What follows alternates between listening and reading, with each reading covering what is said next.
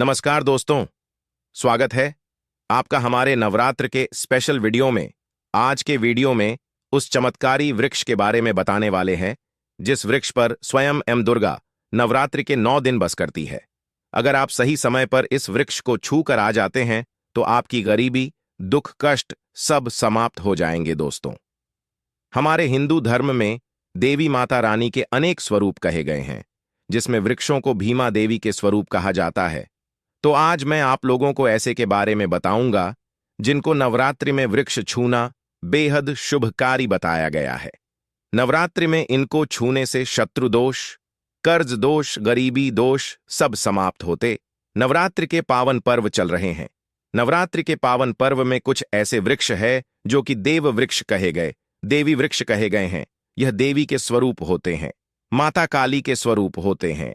और हमारे धर्म में पेड़ पौधे को देवी देवता मान करके हम इनकी पूजा करते हैं और हमें पूजा भी जरूर करनी चाहिए। साइंस भी कहता है पेड़ पौधे मनुष्यों को फ्री में प्राण वायु प्रदान करते हैं और पेड़ पौधे हमें ऑक्सीजन देते हैं और हमारे जो कार्बन डाइऑक्साइड होता है उसे ग्रहण करके सभी प्रकार के जितने भी नकारात्मक चीज होते हैं उसे अपने अंदर में स्वयं सोख लेता है और हमें ताज प्रदान करते हैं। तो पेड़ पौधे स्वयं तेज धूप में तपता है लेकिन मनुष्य को शीतल छाया प्रदान करता है। तो नवरात्रि के समय में कुछ ऐसे पेड़ पौधे हमारे धर्मशास्त्र में कहे गए हैं जिनको छूने मात्र से व्यक्ति के बंद किस्मत के ताले खुल जाते हैं, व्यक्ति का सौभाग्य चमक जाता है। हमारे शास्त्रों में पेड़ पौधों को बहुत ही गुणकारी कहा जाता है क्योंकि इनमें साक्षात देवता होते हैं। अनेक बीमारी का उपचार पेड़ पौधों में ही छुपा है, जनी बूटी में ही छुपा है। और भगवान श्री कृष्ण ने गीता में स्वयं कहा है कि वृक्षों में मैं पीपल का वृक्ष हूं। पीपल के वृक्ष को वृक्षों का राजा कहा जाता है। इसीलिए कृष्ण भगवान ने कहा पत्ता पत्ता मैं ही हूं, क्योंकि पीपल वृक्ष की जो आयु होती है सबसे ज्यादा होती है, सबसे अत्यधिक होती है। पीपल वृक्ष सर्वशक्तिमान होता है, पूजा पाठ में अत्यधिक इसका महत्व होता है। दोस्तों, इसीलिए भगवान श्री कृष्ण ने गीता में स्वयं कहा है कि मैं वृक्षों में पीपल का वृक्ष हूं। तो चलिए आज मैं आप लोगों को नवरात्रि के समय में छुए जाने वाले वृक्ष के बारे में बताऊंगा। तो जय माता दी अवश्य लिख दीजिए कमेंट में। दोस्तों, हमारे धर्मशास्त्र में अनेक ऐसे वृक्ष हैं जो कल्याणकारी होते हैं, मंगलकारी होते हैं। अगर इस वृक्ष को छू लेते हैं तो आपकी सभी प्रकार की परेशानी है, सभी प्रकार के कष्ट है, यह सब समाप्त हो जाते हैं। खास करके नवरात्रि के समय में इसका असर कई लाख गुना होता है। नवरात्रि के समय को शक्ति का पर्व कहा जाता है। शक्ति पर्व क्यों कहा जाता है? क्योंकि इस समय अचेत जो वस्तु होती है वह भी चेतना युक्त हो जाती है। अर्थात इस समय जो शक्ति हमारे धरती लोक में आ जाती है, नौ दुर्गा को क्या बोल सकते हैं हम? शक्ति बोल सकते हैं। तो माता रानी इस धरा पर आती है, इस पृथ्वी लोक पर आती है। तो जितने भी पेड़ पौधे हैं, जीव जंतु है, चल अचल सभी प्रकार के जो वस्तु हैं, यह सब में प्राण आ जाते हैं, न सब में शक्ति निहित हो जाती है, जागृत हो जाती है। तो इस समय कोई भी पेड़ पौधे को जाकर के छू दें। खास करके देवी स्वरूप कहे गए जो पेड़ पौधे होते हैं, जाकर के आप इसे छू करके आते हैं तो आपके जीवन की परेशानी है, दुख है, तकलीफ है, कष्ट है, रोग है, बीमारी है, कलह है, जीवन में चल रही बहुत बड़ी समस्या है, सब समस्या समाप्त हो जाती है।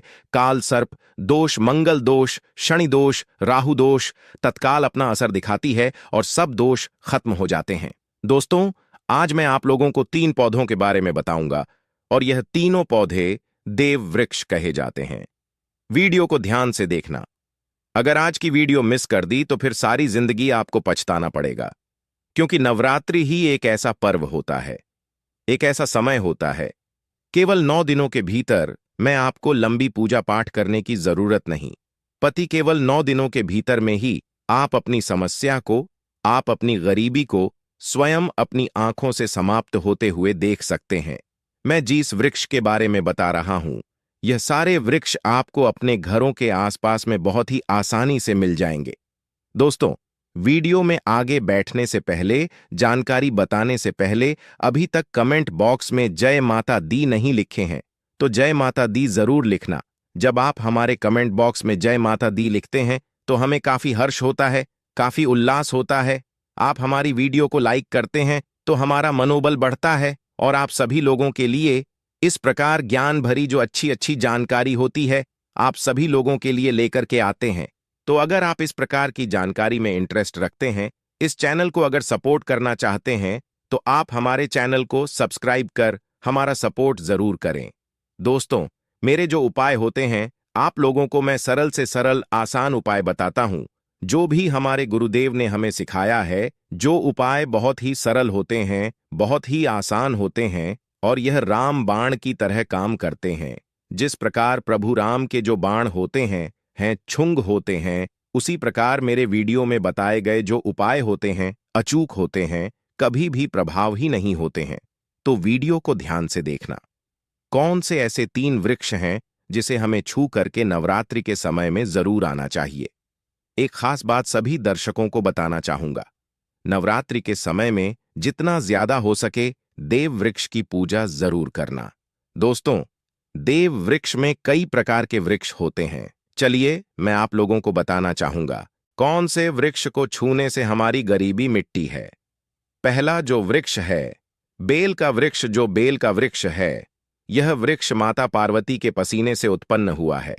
स्कंद पुराण के अनुसार जो माता पार्वती हैं, यह देवी स्वरूप कही गई है, अर्थात यह नवदुर्गा के स्वरूप कही गई है। तो स्कंद पुराण की कथा में कहा गया है, जो बेल का वृक्ष है, माता पार्वती के पसीने से उत्पन्न हुआ है। इसकी डाली में पार्वती, जड़ में ब्रह्म, तने में विष्णु एवं समस्त जो हिस्से हैं उसमें भगवान शंकर जी बसते हैं।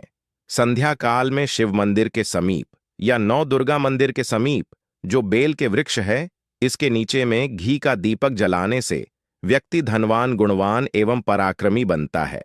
व्यक्ति के सभी प्रकार के मनोरथ की पूर्ति होती है।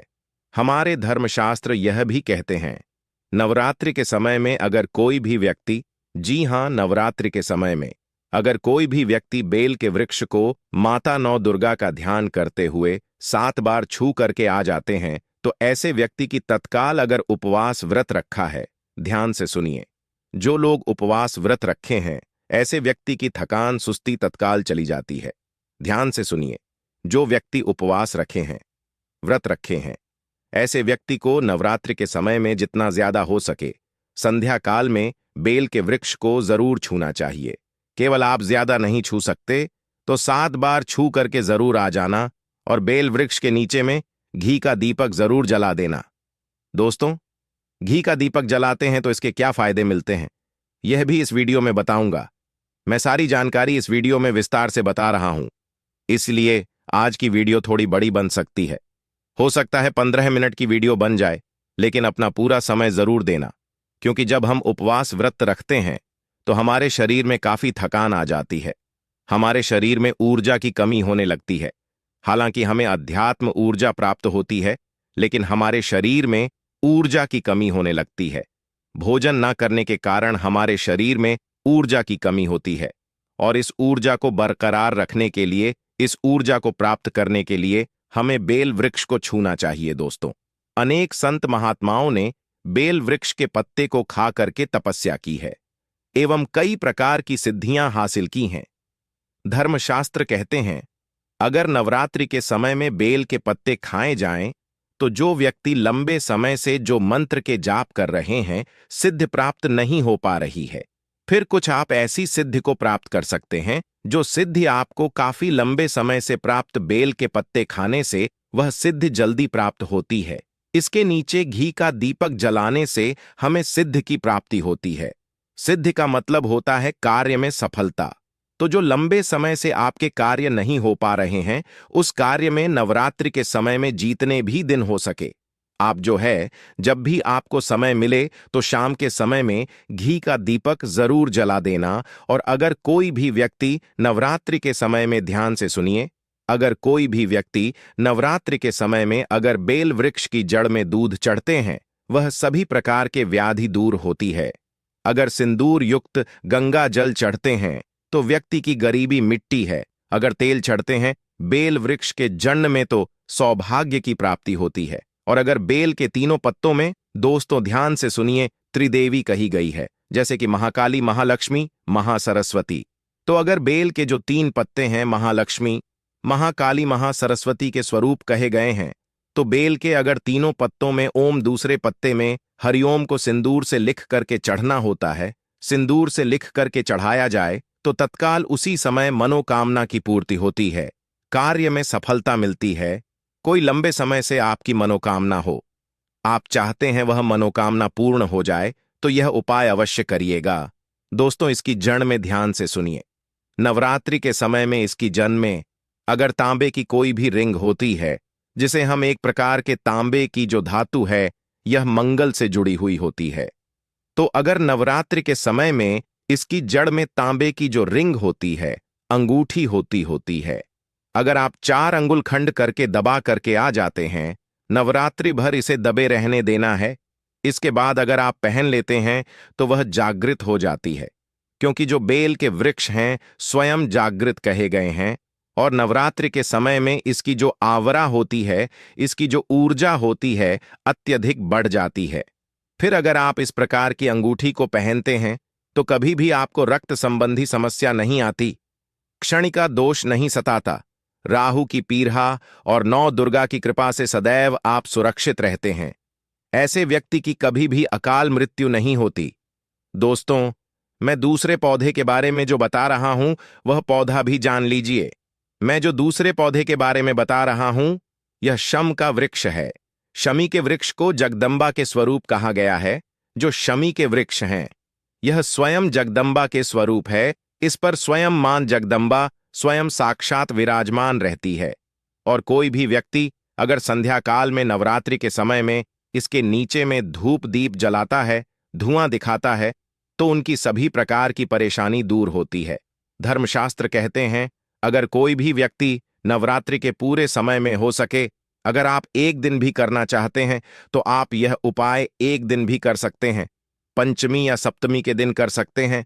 तो हमारे धर्मशास्त्र में कहा गया है अगर नवरात्रि के समय में लाल चूनी अगर कोई भी व्यक्ति मनोकामना बोलते हुए शम के वृक्ष में बांधे तो वह मनोकामना की पूर्ति होती है।